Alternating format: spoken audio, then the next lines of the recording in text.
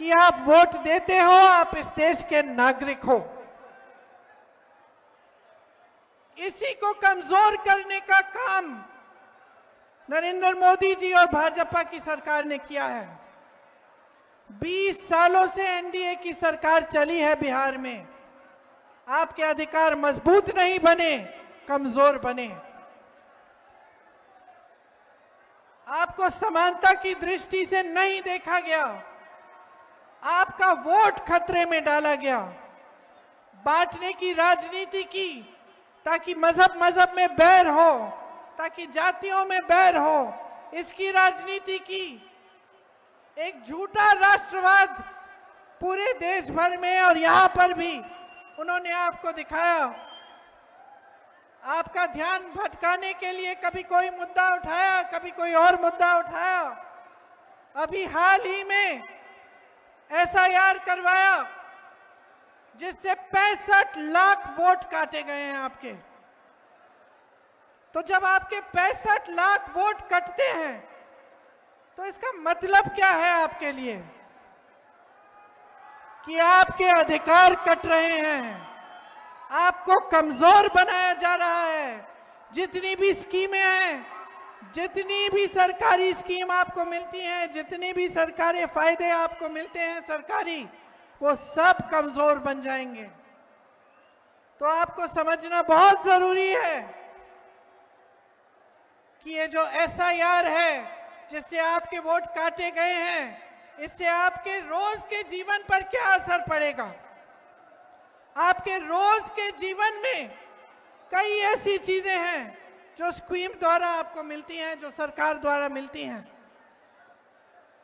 उन सबको कमजोर किया जाने का काम है ये। उन सबको आस्ते आस्ते आपके पास पहुंचाने से रोकने का काम है। जब ये बड़े बड़े नेता दिल्ली से आते हैं तो आप यहाँ बड़े बड़े मंचों में भाजपा के जो नेता हैं, उनके मंत्री, मुख्यमंत्री, अलग अलग प्रदेशों के उनके गृह मंत्री, प्रधानमंत्री जी तो क्या बातें करते हैं? कोई बताएगा मुझे क्या बातें करते हैं?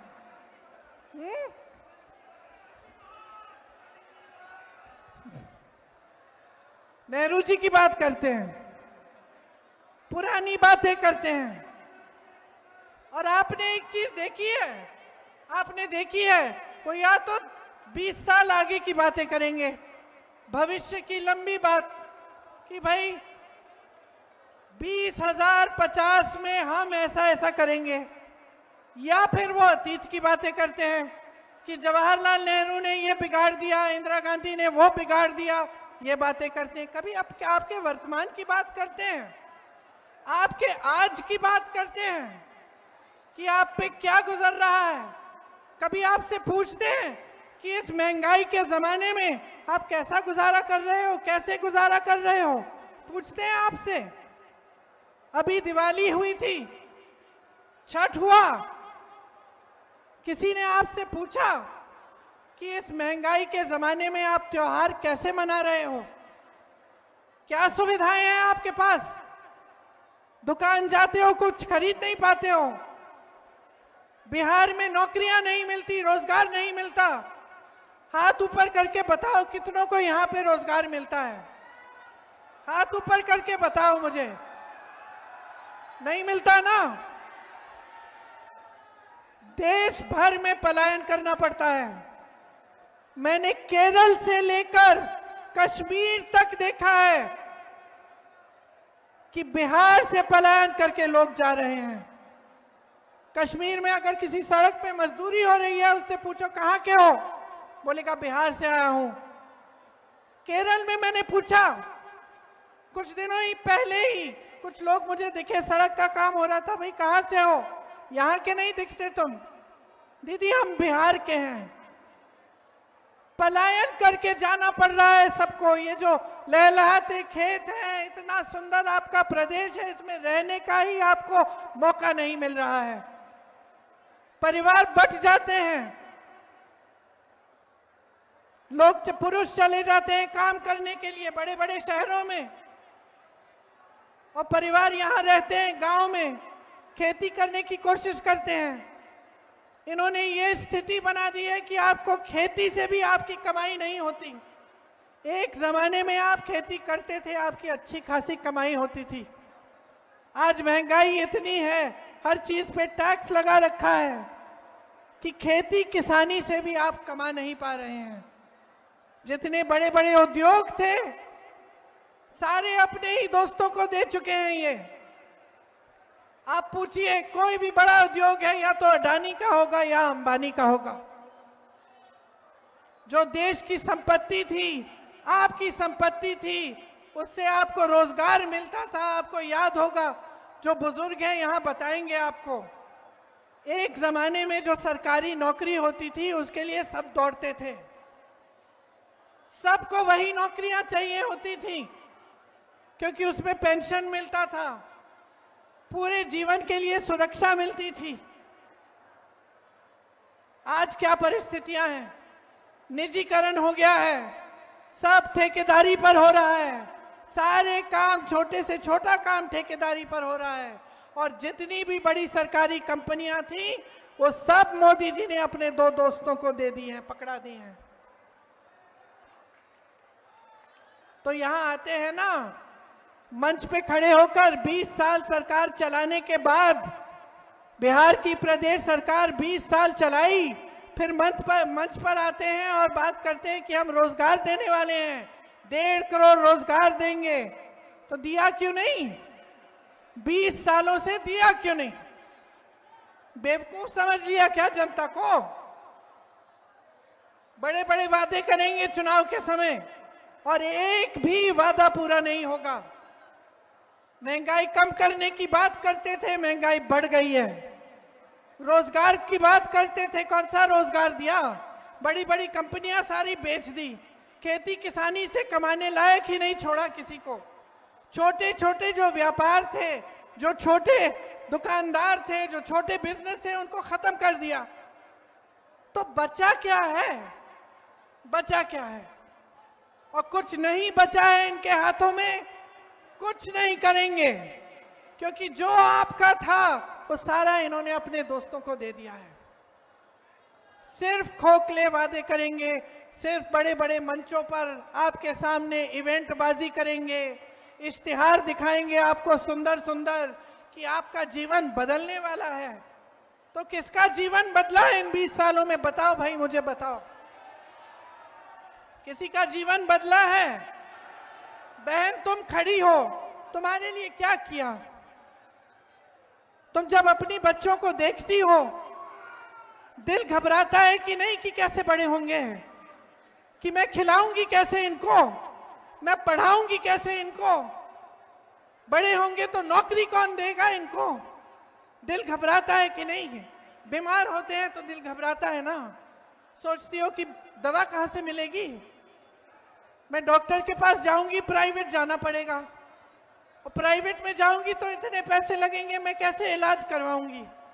कोई घर में बुजुर्ग होता है तो उसकी देखभाल कैसे होती है? बहन तुम क्या काम करती हो? कुछ नहीं करती, लेकिन घर का सारा काम करती हो ना। सुबह से शाम तक तुम्हें आराम मिलता है? नहीं मिलता ना। यही स्थिति बिहार की हर महिला की है, हर महिला की है, चाहे वो काम करती है चाहे नहीं करती है, चाहे उसका रोजगार हो चाहे ना हो, चाहे वो खेती में सुबह से शाम तक काम ना करती हो, वो घर आती है और सब कुछ संभालती है, अपने बच्चों को संभालती है, उनका देखभाल करती है, बुजुर्गों का देखभाल करती है, सबका खाना परोसती है, ये देखती है कि सबको मिल गया है, सबने खा लिया है, तभी खाती है, तभी सोती है।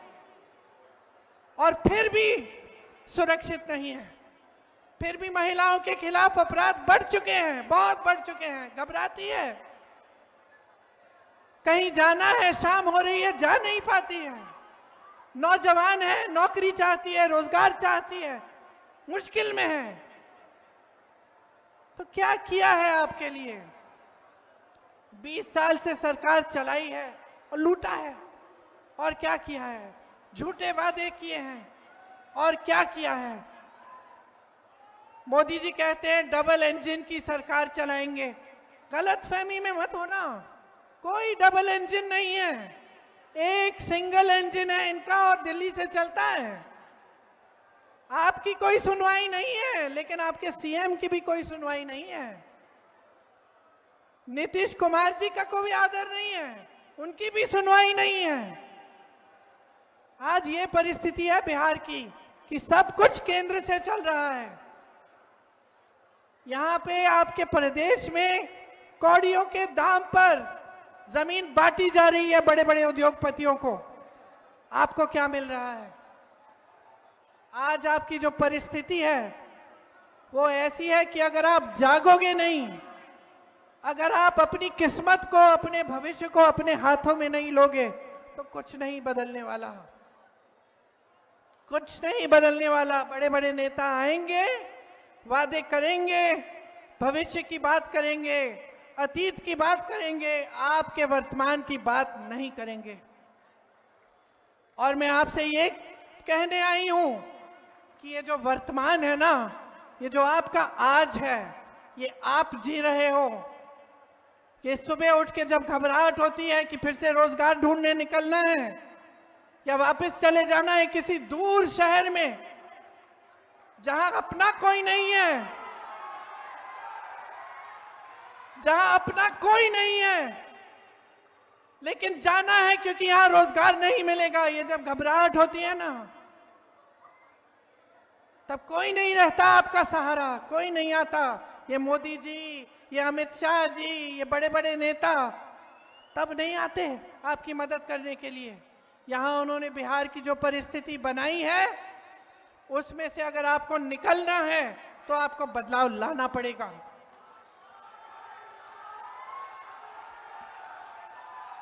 इतने सारे नौजवान हैं यहां,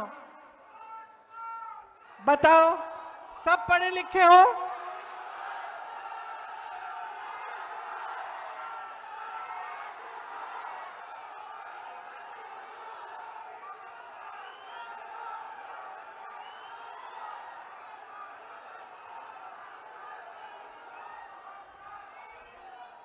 आपको मालूम है वोट चोर क्यों हैं ये लोग? क्यों?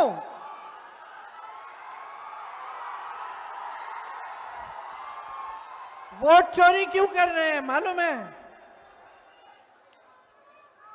पहले तो इन्होंने बांटने की कोशिश की, थोड़ी देर के लिए चल गया काम इनका, है ना।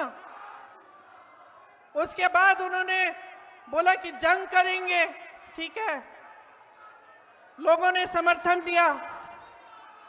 उसके बाद कुछ और निकाला इन्होंने ध्यान भटकाने के लिए, सबने समर्थन दिया।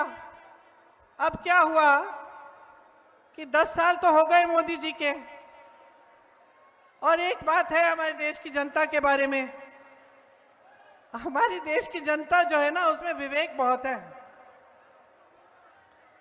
जनता समझने लग गई है कि ये क्या हो रहा है इसके साथ। ये जो नौजवान है ना ये समझने लग गए हैं कि ये सारी बातें जो है सिर्फ ध्यान भटकाने के लिए है। कोई इनकी रोजगार की बात नहीं कर रहा है, कोई शिक्षा की बात नहीं कर रहा है, कोई महंगाई घटाने की बात नहीं कर रहा है, कोई उद्योग लगवाने की बात नहीं कर रहा है, सब ध्यान भटका रहे हैं। अब जब जनता जागरूक हो जाती है तो ऐसे नेता जो है ना, जो अपने ही महलों को बनाने में पड़े रहते हैं, जो अपने ही चेहरों को चमकाने में पड़े रहते हैं, ये घबराने लगते हैं। इसीलिए वोट की चोरी कर रहे हैं। ये वोट की चोरी कर रहे हैं क्योंकि ये जानते हैं कि इस देश की जनता जाग चुकी है। अब ये सब कोई बर्दाश्त नहीं करेगा, कोई बर्दाश्त नहीं करेगा। ये जो नौजवान यहाँ खड़े हैं, शिक्षित हो कि नहीं हो बताओ, कितनों की कितने नहीं शिक्षित हो लेकिन बेरोजगार हो। और जब नियुक्तियों की बारी आती है, टाइम आता है कि इम्तिहान दोगे नौकरी के लिए, तो क्या होता है? पेपर लीक होता है, घोटाला होता है। वहां भी चोरी होती है, हर जगह घूस है, हर जगह चोरी है, हर जगह भ्रष्टाचार है। जहां देखो एक सड़क नहीं बनती है बगैर भ्रष्टाचार के, एक पुल नहीं बनता है, एक खंबा नहीं लगेगा बिजली का बगैर भ्रष्टाचार के। और इनकी ये हिम्मत है कि आपके सामने आकर ये भविष्य की बातें करते हैं, अतीत की बातें करते हैं। चलिए करें, अतीत की बातें करते हैं। मैं भी करती हूं अतीत की बात। ये जो विकास हुआ ना, ये कारखाने लगे, किसने लगवाए? कांग्रेस पार्टी ने लगवाए। ये कांग्रेस पार्टी ने लगवाए।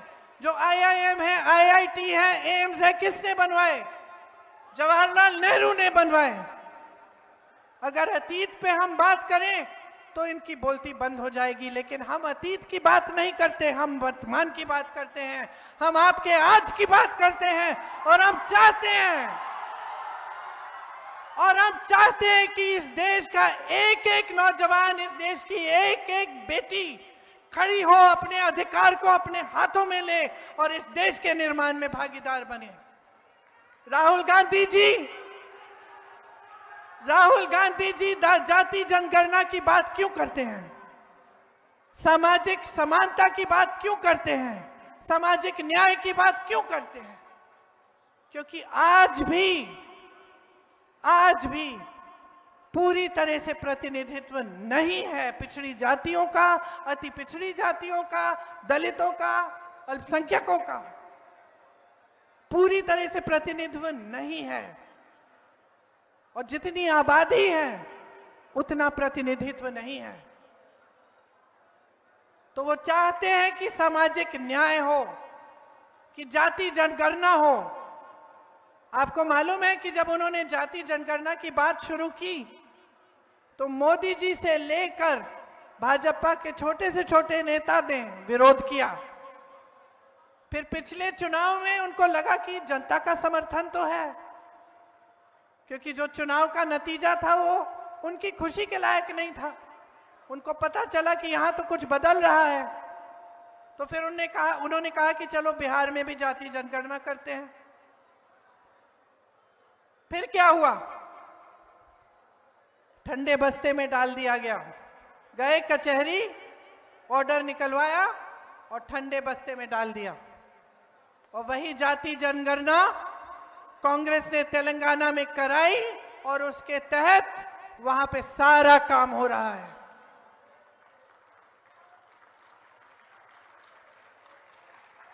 मेरी बहनें, मैं भी आपकी तरह महिला हूं। मैं समझती हूं कि किस तरह से एक महिला को हमेशा, चाहे बड़े घर की महिला हो, चाहे गांव की महिला हो, चाहे शहर की महिला हो, चाहे गरीब महिला हो, हमेशा समाज का पूरा बोझ उठाने वाली महिला होती है। महिला ही सब काम करती है, घर पे भी, बाहर भी, खेती में भी, ऑफिस का काम भी हो फिर भी घर का काम करेगी। आप सब जानती हो, आंगनवाड़ी का काम करती हो, आशा बहुएं हैं, कितना काम होता है, 24 घंटे होना पड़ता है। किसी की डिलीवरी हो रही है, बीच रात में आपको फोन आएगा, आपको जाना पड़ेगा, आपको बुलाया जाएगा। इतना मुश्किल है जीवन, इतना संघर्ष है जीवन में। तो आप मुझे बताओ, 20 सालों से सरकार रही है, वहां मोदी जी ने अपने रिमोट कंट्रोल से चलाई है। आपके लिए क्या किया? और अब चुनाव आने वाला है तो ऐलान कर दिया कि लो 10,000 रुपए लो। क्या मतलब है इसका? क्या मतलब है इसका? कि जब आपसे फायदा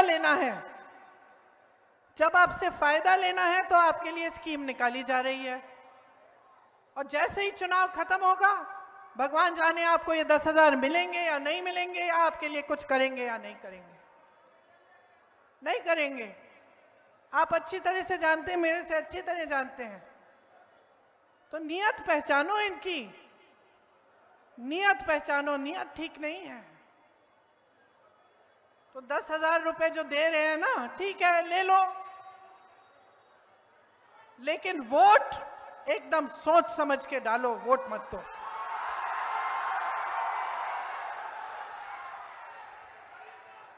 वोट मत खरीदने दो। आत्मसम्मान है तुम्हारा, तुम इस देश की नारी हो, आत्मसम्मान है तुम्हारा। जो तुम झेलती हो ना, कोई नहीं झेलता, कोई नहीं झेलता। ये जितने भी खड़े हुए हैं यहाँ पे पुरुष, इनको पता भी नहीं है कितना झेलते हो। आत्मसम्मान है तुम्हारा, गर्व है तुम्हारा अपना कि इस देश की जो नई पीढ़ी है उसकी परवरिश तुम करती हो, उसे बड़ा तुम करती हो। चाहे कुछ भी हो जाए, कितने भी संघर्ष करने पड़े, जितनी भी तुम्हें उसके लिए जो भी करना पड़े तुम करोगी, लेकिन उस नई पीढ़ी को तुम आगे बढ़ाओगी, किसी ना किसी तरह से शिक्षित करोगी। मैंने यूपी में देखा है, गांव की महिलाएं थी, खुद शिक्षित नहीं थी, क्या क्या संघर्ष किए उन्होंने अपनी बेटियों को पढ़ाने के लिए। इसीलिए आत्मसम्मान है आपका। ये पूरा समाज जो है, ये पूरा देश जो है, इसको आप जीवित रखती हैं, इसको आप मजबूत रखती हैं, इसकी परवरिश आप करती हैं। इसीलिए अपने अधिकारों को अच्छी तरह से समझ लो, अच्छी तरह से समझ लो। आज मैं भी आपके सामने खड़ी हूं, वादे करूंगी, मैं भी बताऊंगी कांग्रेस क्या करेगी। अगर नहीं किया कांग्रेस में ने तो बदल देना उसके बाद, क्योंकि हमारे लिए आप ज्यादा महत्वपूर्ण हो।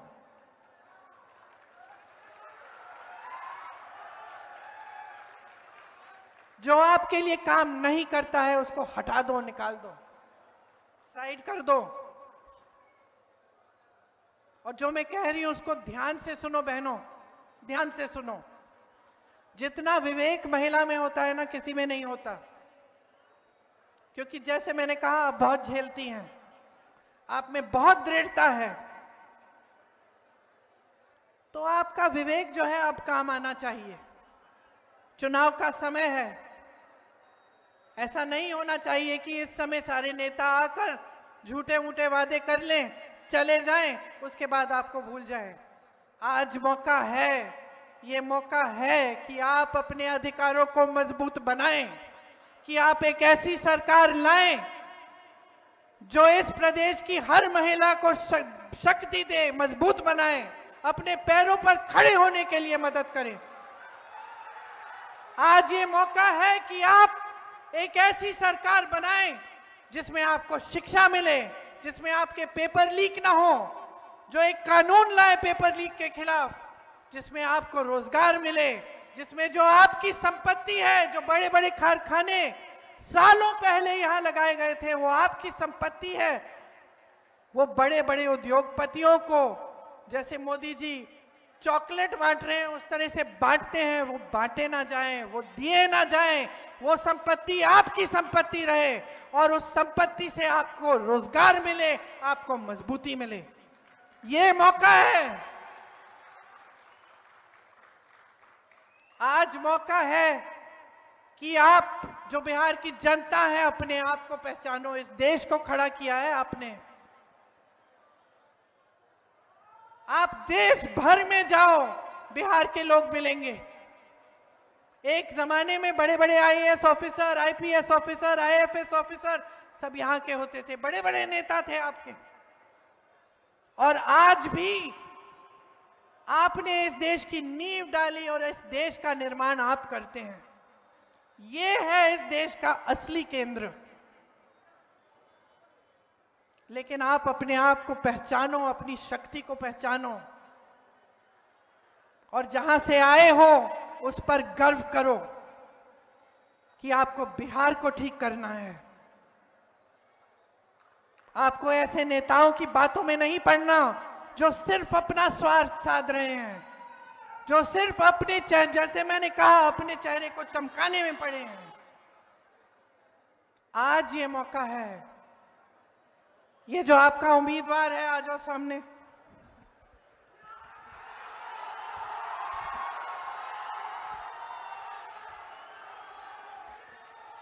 नाम क्या है बताओ? गरीबदास, गरीबदास, गरीबदास। ये नौजवान है, आप में से एक है। आपको समझता है, आपके लिए संघर्ष करेगा, आपके लिए लड़ेगा और आपके अधिकारों को आपके हाथों में देगा। जो महागठबंधन है, हमारा जो महागठबंधन है, वो चाहता है कि आप मजबूत बने, कि बिहार की जनता को शक्ति मिले। और इसलिए हमने आपके लिए कई ऐसी स्कीम तैयार की है। सुनिए मेरी बहनें, विधवा, दिव्यांगजन, वृद्ध और वृद्ध पेंशन 1500 प्रति माह दिया जाएगा और हर वर्ष इसमें 200 रुपए की बढ़ोतरी होगी। भूमिहीन परिवारों को मकान हेतु 3 से 5 डिसमिल जमीन दी जाएगी। इसका मालिकाना हक मेरी बहनों तुम्हारा होगा। माई बहन मान सम्मान योजना द्वारा 2500 रुपए प्रति माह सीधे महिलाओं के खाते में जाएंगे। और आप सुनिए इसको ध्यान से, जब परिवार का कोई सदस्य बीमार पड़ेगा 25 लाख तक का इलाज आपको मुफ्त में मिलेगा। ये खोखली बातें नहीं हैं, खोखली बातें नहीं हैं। जहां कांग्रेस की सरकारें हैं, प्रति माह महिलाओं को मिल रहा है पैसा। जहां कांग्रेस की सरकार थी राजस्थान में, वहां ये 25 लाख का स्वास्थ्य बीमा हर जन को मिलता था। मैं ऐसे लोगों से मिली जिनके हार्ट के ऑपरेशन, कैंसर का जो पूरा इलाज था, पूरा कराया गया, एक पैसा नहीं देना पड़ा। प्रमाण है आपके सामने और उस प्रमाण के तौर पर यह वादा किया जा रहा है। गरीब परिवारों को अगर उद्योग के शुरू करना है तो उसके लिए 2 लाख तक की सहायता मिलेगी। हर विधानसभा में स्थानीय रोजगार को बढ़ावा देने के लिए 10 करोड़ का बिहार बनाओ स्टाइपेंड फंड मिलेगा। न्यूनतम समर्थन मूल्य की गारंटी दे रहे हैं हम। एपीएमसी के तहत मंडी की व्यवस्था लागू की जाएगी। लाखों सरकारी पदों पर नियुक्तियां बिहार जो बंद हैं आज, वो बिहार वासियों को विशेष आरक्षण मिलेगा उनमें। मनरेगा में 300 रुपए प्रतिदिन मजदूरी और काम के दिन 2 गुने किए जाएंगे। जहां पेपर लीक होगा वहां सख्ती से कार्रवाई की जाएगी।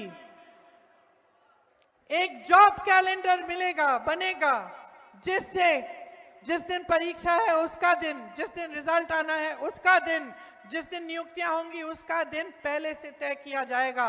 अगर कोई भी उसको इधर उधर करेगा उस पर सख्त से सख्त कार्रवाई होगी। अंग्रेजी मॉडल विद्यालय, आवासीय विद्यालय बनाए जाएंगे और 3 साल की डिग्री 3 साल में खत्म की जाएगी। आज 3 साल की डिग्री में 5-6 साल लगा रहे हैं लोग। जो शिक्षा की व्यवस्था इतनी मजबूत थी बिहार की, वो एकदम कमजोर हो चुकी है। सामाजिक न्याय का अधिकार देना चाहते हैं हम आपको, और महागठबंधन ने यह ऐलान किया है कि पंचायती राज एवं नगर निकायों में ईबीसी आरक्षण 30% और एससी आरक्षण 20% किया जाएगा।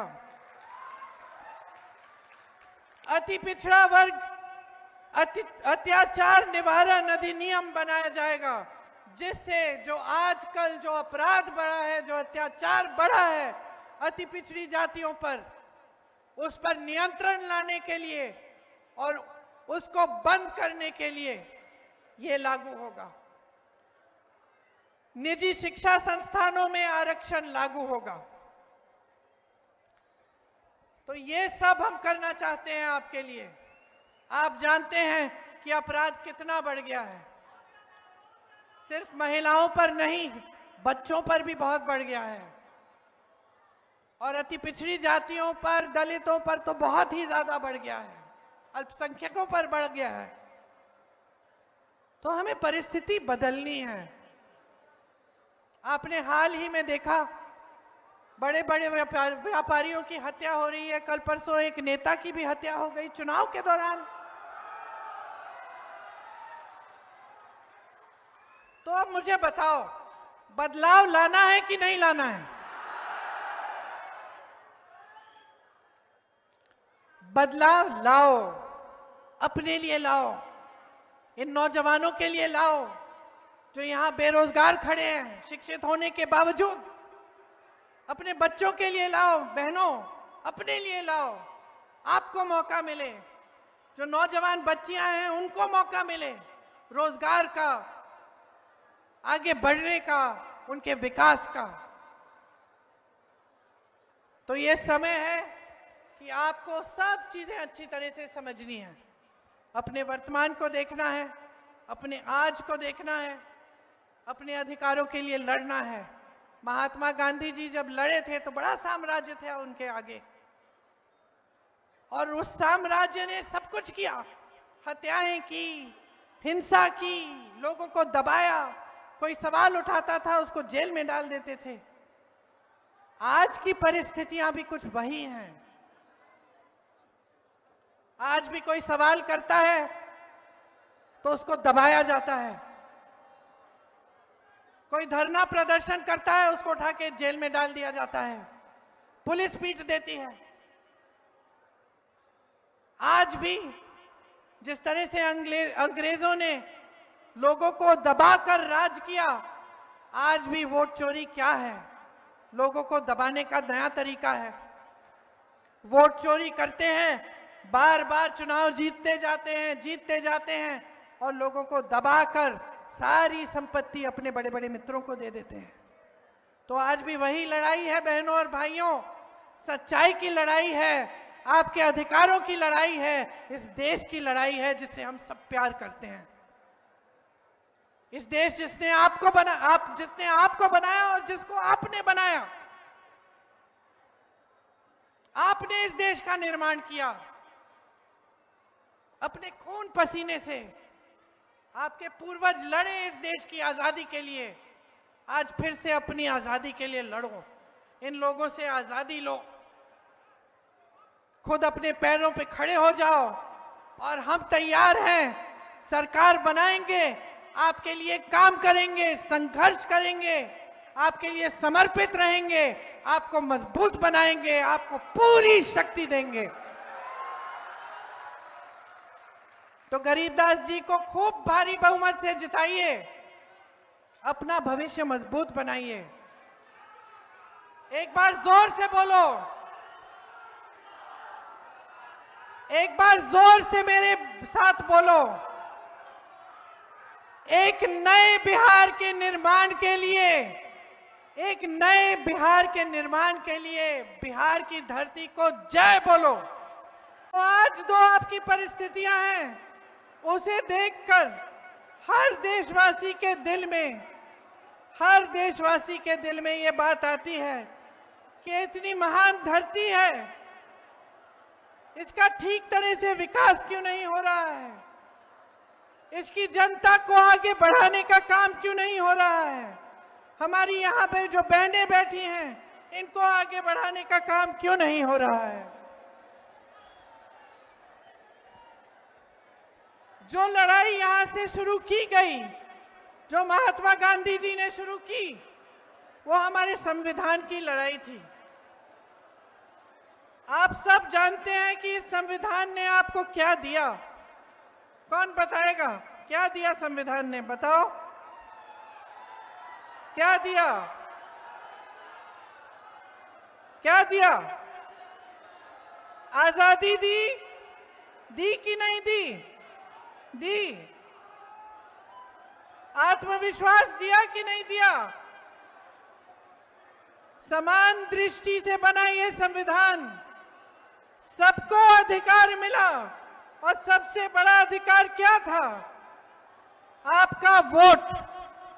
ये आपका सबसे बड़ा अधिकार है जो आपके संविधान ने आपको दिया है, आपकी सबसे बड़ी शक्ति है।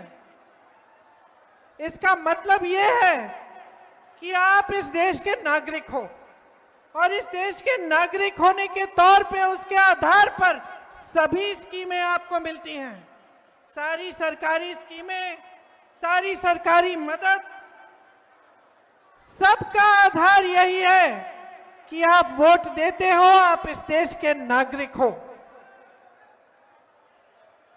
इसी को कमजोर करने का